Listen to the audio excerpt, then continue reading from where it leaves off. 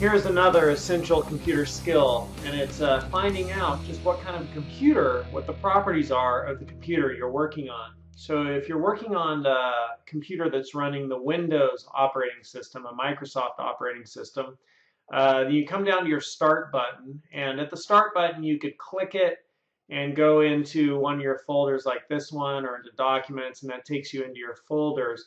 Alternatively, I like to right-click the Start button and choose Open Windows Explorer. But basically, you somehow want to get into this area where you're able to browse the folders. And then once you're in this area, you go to your computer, right-click your computer, and choose Properties. And it'll bring up properties about your computer. Now, once again, there are many ways to get to the same spot.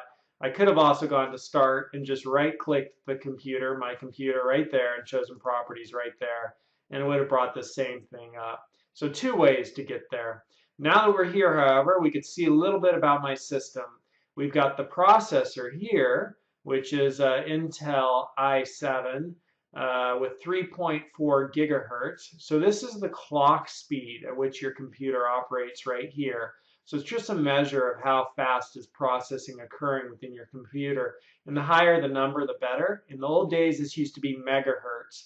Now it's gone up to gigahertz. So just like megabytes went up to gigabytes, right? And gigabytes is more than megabytes. Gigahertz is more than megahertz. So now we have things measured in gigahertz, and that's the clock speed, the speed at which your computer processes. Here I have 16 gigabytes of RAM. And RAM stands for Random Access Memory. And the important word in that phrase is memory, because memory means that the computer is remembering things, and we all need memory to process. Just like we do as humans, we need memory to process, so do computers. So if I was to ask you to add up 2 plus 17 is equal to, you had to remember each piece of information as I gave it to you.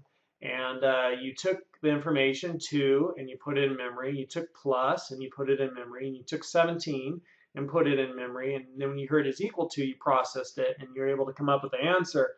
So 2 plus 17, right? You needed memory to do that. Just like you need memory to remember input as it comes to you, so do computers. And so RAM, Random Access Memory, is one of the main places that computers will remember things. And so this tells me I have 16 gigabytes of memory, and I can now figure out exactly how many zeros and ones that means that my RAM could hold if I wanted to.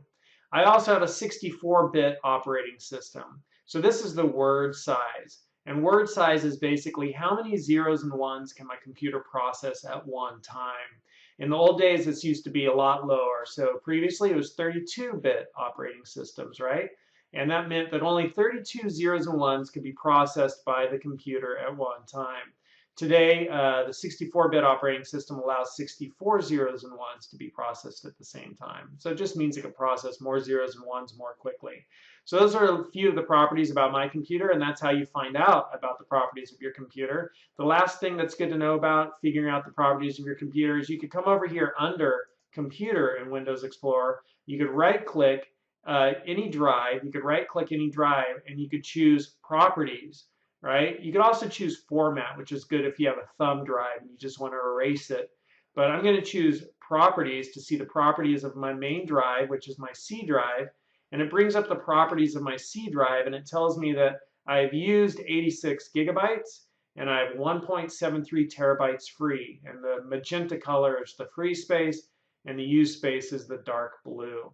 So that's how I could see the properties also of my hard drive to see how much space I have on my hard disk drive, or solid state drive, whatever your drive might be.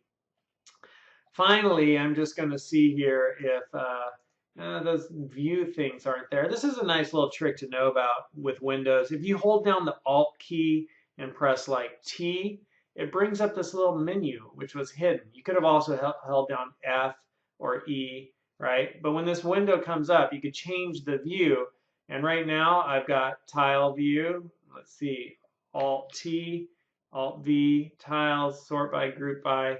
Anyhow, you could change the view here and you can work with the view. So if you do not see this area over here on the left, right, there's a way to press Alt T or Alt V. Let's go Alt V, and it brings up the view. And you can choose different views here for seeing stuff. Something to play with. There's one last thing to show you. If you're working on a Mac, you could go up to the Apple icon in the top left of the desktop, click that and choose About This Mac, and it'll show you some of the properties of your Mac. And you could click More Info to see even more. So that's the last thing I want to show.